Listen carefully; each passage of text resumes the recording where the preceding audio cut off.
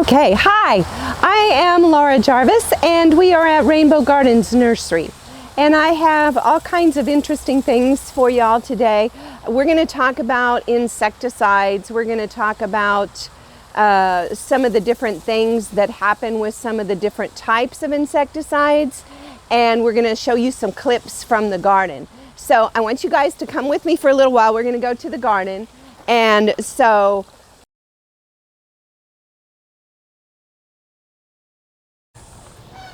okay, here's these cute little bordered patch caterpillars as they're getting a little bit older. They're not quite so ugly. I guess I said cute. My question to you is, you see this in your garden and what are you gonna do? And yes, it's a trick question. So this is, in my opinion, one of the prettier butterflies. It doesn't look like it now. It is a bordered patch caterpillars. The mother butterfly lays what we call a wad, which means she lays a whole big cluster of caterpillars. So they hatch out all at the same time. And so you have this whole mess of kind of creepy looking caterpillars. And as they get larger and larger, they will start to disperse through the plants. The thing that the eating that they do on the leaves is called skeletonized, which means that sometimes they leave parts of the leaf and you can still see the leaf as it was, but then all of the green is gone out of that. So I know a lot of people are going to spray that. I've asked several of my friends in landscaping what they would do with that if they found it, and all of them said, I would spray BT. So I hope you don't do that. I hope you know that these are beautiful butterflies now, and let's talk about BT. So what is BT?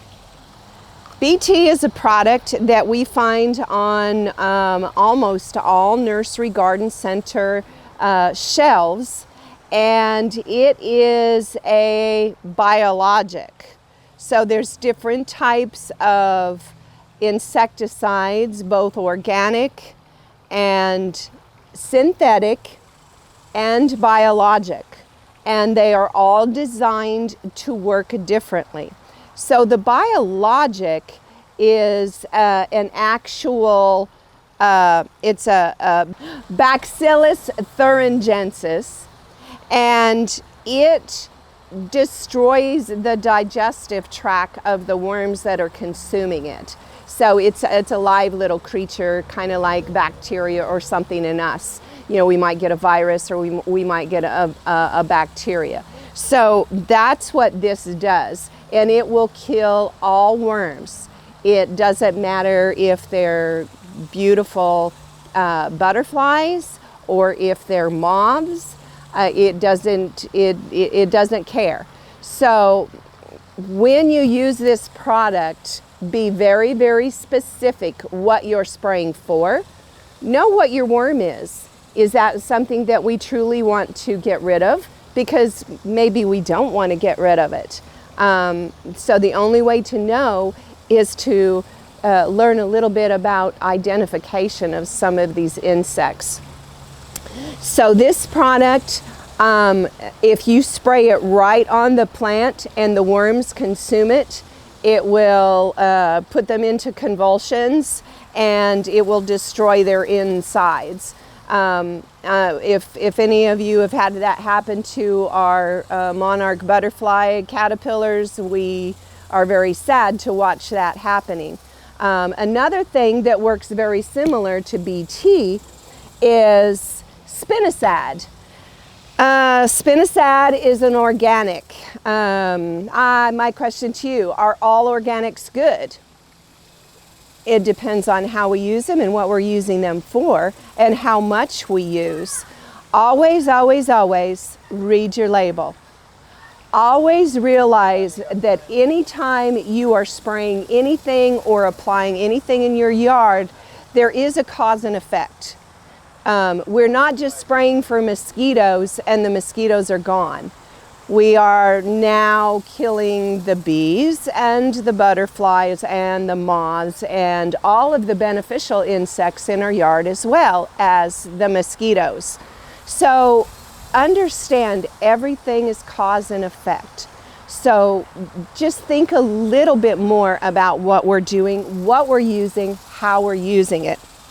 So another organic that is commonly used, and this is highly common for a lot of different chewing type of insects, Spinosad. This one is combined with a soap. So Spinosad is an organic, and it will work on the digestive tracts of anything that consumes it. This is also Spinosad, and it is a bait for ants. Although we're talking about the hazards of Spinosad, in some cases like this, it may be a better alternative than some of our other insecticides for ants. So this bait is taken down into the ground. And if you're not having a butterfly garden or someplace where the kids play, or food that you're consuming, this is not a bad product at all. It's a great alternative to some of the harsher insecticides that stay in the ground longer. Normally, if this comes into contact with any sunshine or outdoor temps, within 2 weeks, this has disintegrated. This spray would be used for a lot of different, again, chewing type of insects. And aphids are also, you know, they're piercing, but this is used for a lot of different types of things. Here are the things that they're listing on here: aphids, beetles, leaf miners, thrips, whiteflies, and ants. It'll also kill caterpillars or anything that consumes the leaves. So again, read the label and be very intent on what you're doing. If bees come into contact with this, it will kill them. They can take it back to the colony and pass it. So this should be sprayed after the bees go to sleep in the evening or before they're out working in the morning, and make sure it's dry before any of your bees are out. So, for instance, I've got a cucumber plant, and my cucumber plant has aphids underneath the leaves, which is very common. So I lift up my leaf and there's aphids all over it. So I'm going to kill them with this. Very common practice. So I go out there and I spray this, and my bees are coming and going, and they are my pollinators for my cucumbers.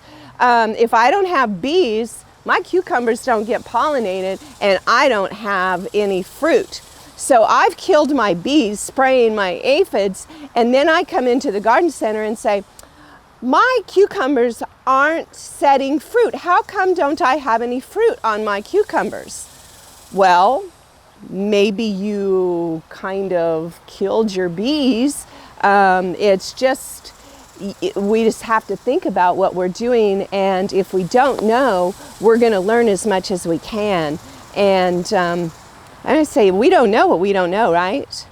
Yeah. That's right. So hopefully we're going to give you a little bit more information about some of these other things that will help you guys understand a little bit more about what's going on in these little environments.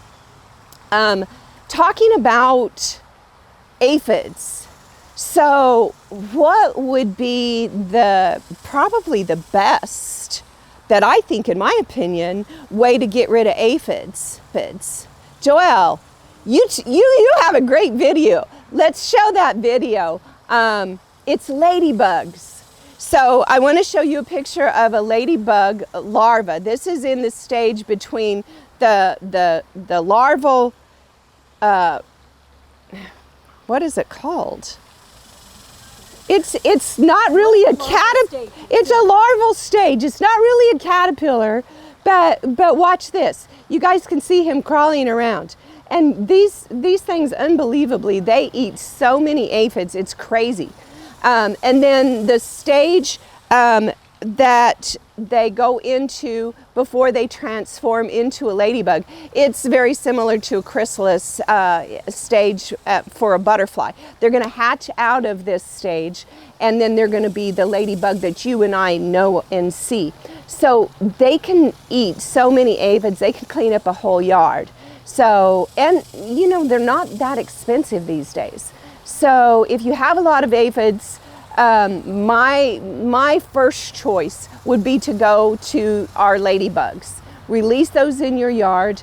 And if you're not doing insecticides in your yard, if you're very cognitive about what we're spraying and what we're doing in our yard, you will have a ton of different types of beneficials. And there's all kinds. There's beneficials that get flies, there's beneficials that get aphids, there's beneficials that get spider mites, there's beneficials that get thrip, and what else? Mosquitoes. Yeah, there's beneficials for mosquitoes. So he reminded me, I was going to zoom right past that. So one of our favorite beneficials for mosquitoes is called mosquito bits. And I sprinkle these not only in anything that has water in it, my fountains, my bird baths. They won't hurt your birds, so you don't have to worry about that. But I also sprinkle these in, you know, when we have our potted plants and we have the saucers underneath them to catch the water, I go around and I sprinkle this in all of my saucers, and then I will go underneath the benches in the cool areas, bushes, some of our yard furniture that is kind of low set, and I will sprinkle these in those areas. Any area that you have that might catch water, or even your downspouts where you get a lot of runoff and that soil around there gets really, really, really wet, I will sprinkle these in those areas. And it really does help to get rid of them. This biologic will attack the larval form of the mosquito, so it breaks the life cycle. So no more mosquitoes hatching. That really is what we want in our yard. So that is the number one thing I would use for mosquitoes, and it does work, guys.